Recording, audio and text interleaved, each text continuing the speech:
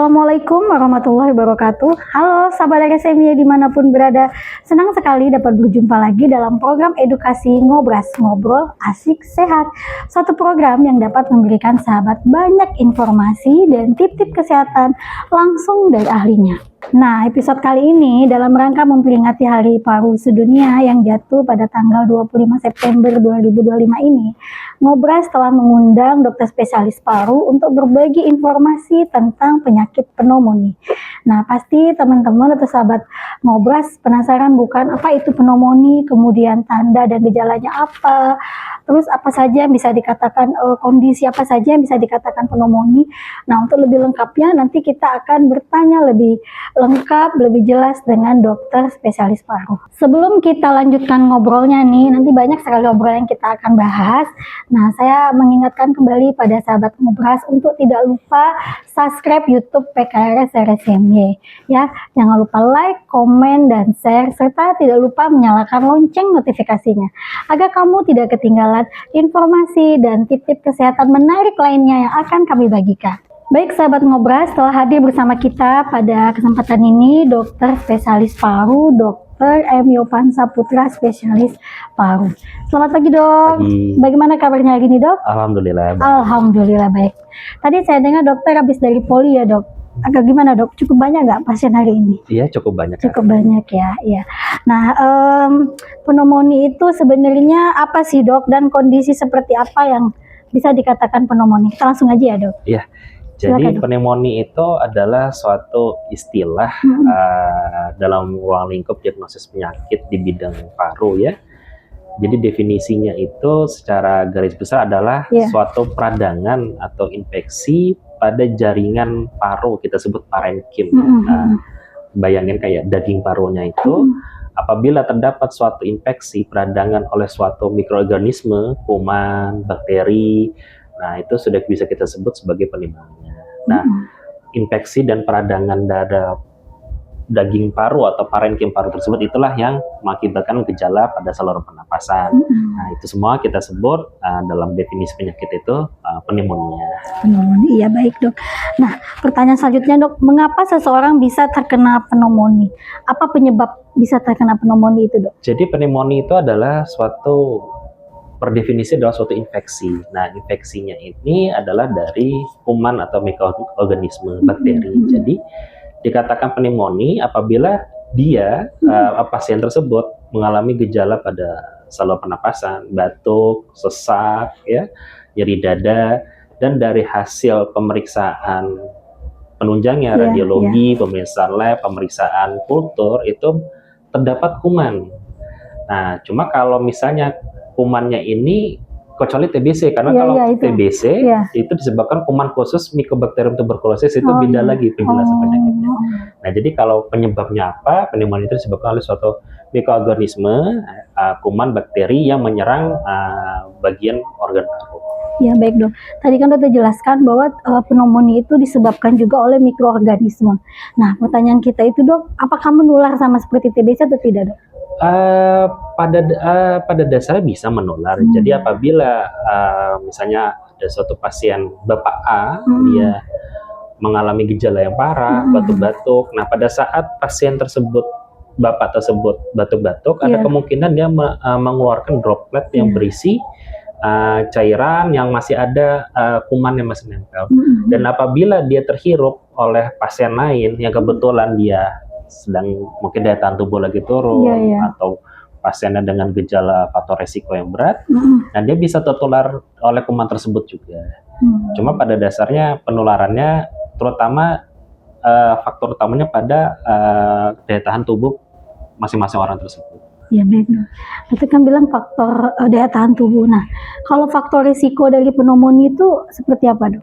Jadi faktor resikonya itu ada baik dari badan pasiennya sendiri, bisa dari luar itu lingkungan, misalnya pada lingkungan dengan pencemaran udara kotor seperti perokok, seperti misalnya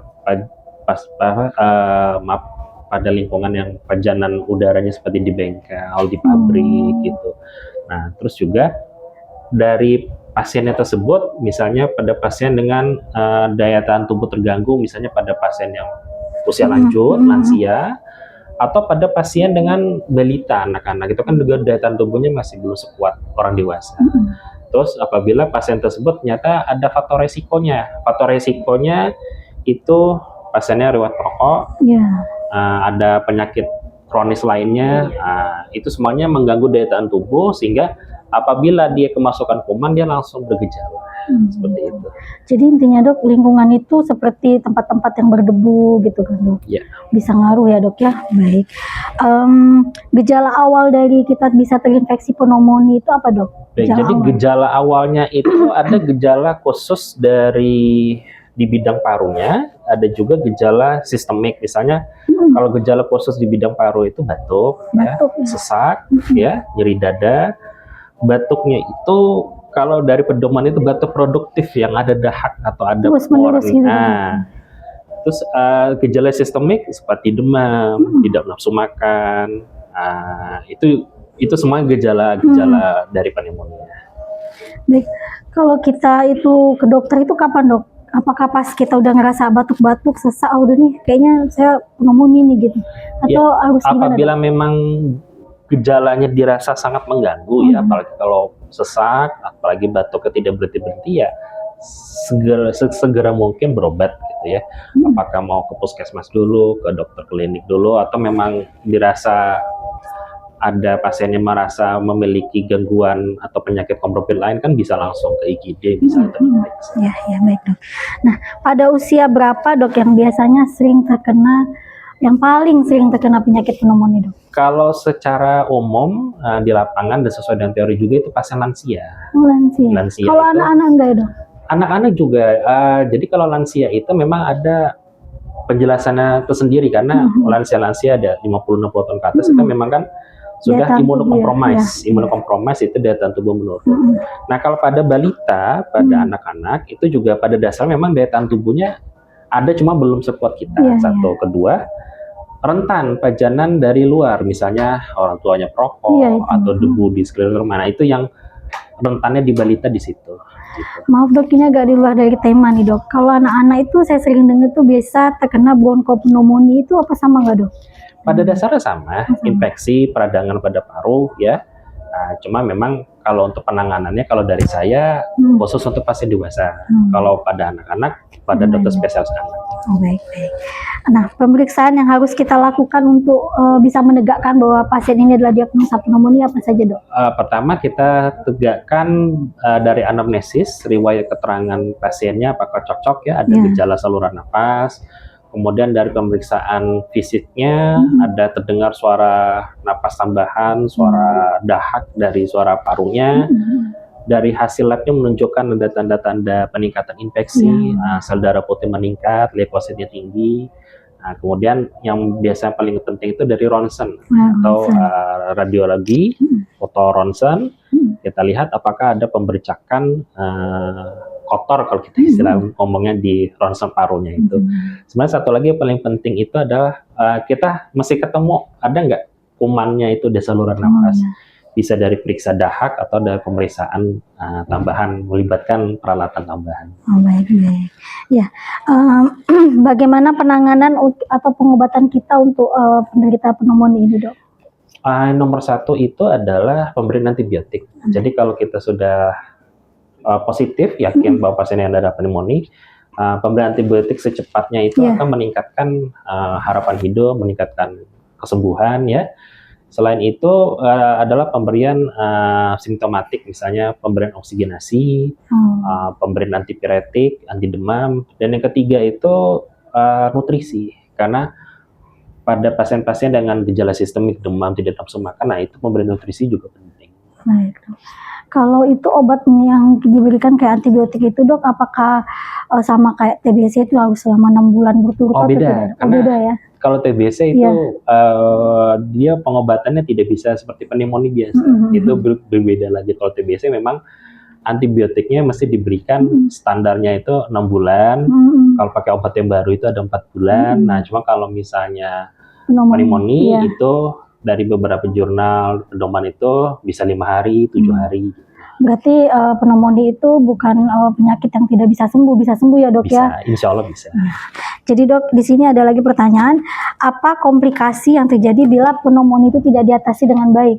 Misalnya dia udah ngerasa sehat tuh udah 3 hari, nggak usah lagi lah minum obat, nah itu gimana dok? Jadi kalau misalnya pengobatan antibiotiknya tidak tuntas, dikhawatirkan gejala pada saluran nafasnya memberat, itu bisa mengakibatkan gagal napas, oksigenasi tidak masuk, jadi sehingga mungkin perlu pemasangan mesin bantu napas. Yang kedua, yang kita khawatirkan itu ada pasiennya bisa jatuh ke dalam kondisi sepsis atau infeksi berat. Oh bisa ya dok? Nah itu bisa mengakibatkan kondisi asidosis, bisa kegagalan organ. Nah itu yang paling berat dari komplikasi yang berat. Iya dok.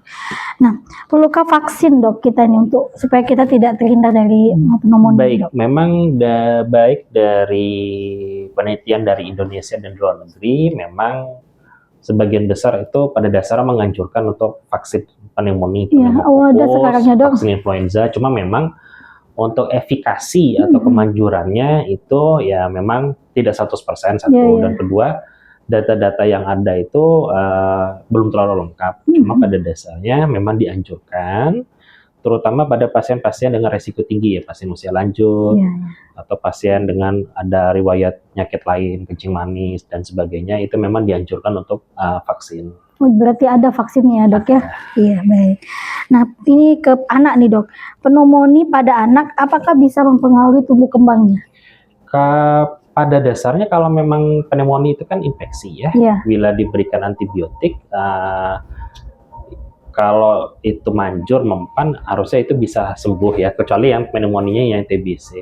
Cuma memang itu tadi mempengaruhi tumbuh kembang secara keseluruhan sih tidak. Cuma pada saat pasiennya sedang sakit itu kan namanya anak-anak kan nggak mau tidak nafsu makan ya benar. Gitu. Nah itu yang bisa mempengaruhi berat badan, mempengaruhi kondisi mental anak. Makanya secepat mungkin diberikan antibiotik biar tidak mempengaruhi ada komplikasi lanjutan. Iya. Pneumonia tadi kata dokter bisa sembuh kan dok? Nah apakah nantinya pneumonia itu bisa kumat lagi atau kambuh lagi nggak dok? Bisa, jadi dari penelitian pasien yang sudah pernah terkena pneumonia sebelumnya itu resiko lebih tinggi untuk terkena pneumonia di kemudian hari. Dok, berulang gitu? Berulang, jadi intinya setiap kali kita terkena infeksi paru pneumonia itu meninggalkan bekas atau koreng yang disebut fibrosis ya. Nah itu jadi intinya jaringan parunya jadi lebih rentan, jadi lebih sensitif. Nah kalau tidak daya tahan tubuh tidak dijaga dengan baik, nutrisi tidak baik, itu kemungkinan besar bisa masuk kuman lain lagi. Oh, makanya sering sekali kalau sudah batuk terus nanti 3 bulan atau 4 bulan kumat lagi batuknya itu. Bisa seperti itu. Cuma lagi kalau perokok ya dok ya? Terutama pada perokok. Iya benar. Nah ini dok,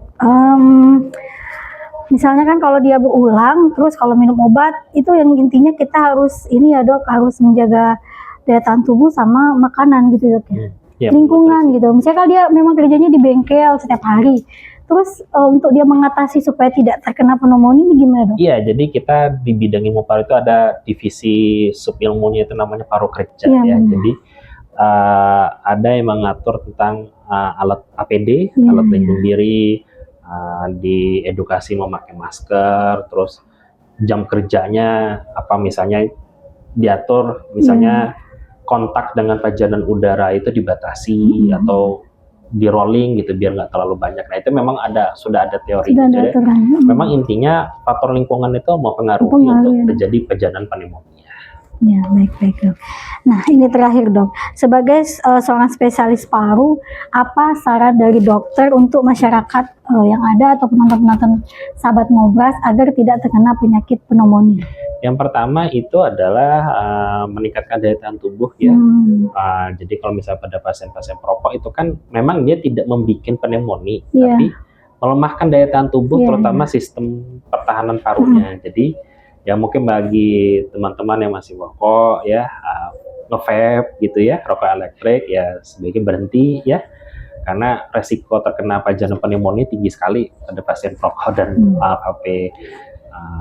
Terus menjaga daya tahan tubuh, misalnya jangan kecapean, jangan begadang, Jangan begadang ya sahabat ngobras ya. Nutrisi juga sangat penting, makanan yang bergizi ya.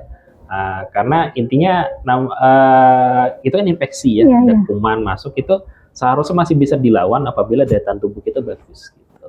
Jadi bukan karena kita minum es keseringan ya dok batuk. Bukan ya, kalau es nggak apa-apa, tapi jangan berlebih ya. Baik sahabat ngobras, itulah tadi perbincangan atau diskusi kita yang sangat menarik ya tentang pneumonia. Nah, kesimpulan yang dapat kita ambil bahwa kita harus menjaga daya tahan tubuh kita ya dok ya, mengurangi rokok, kemudian kita makan makanan yang sehat dan bergizi, dan terutama kata dokter pesan dokter tadi tidak boleh bergadang. Boleh bergadang, tapi jangan sampai kesiangan ya. Nah, nantikan kami episode ngobras berikutnya yang lebih menarik lagi pembahasannya. Tetap semangat, jaga kesehatan, sampai jumpa, salam sehat.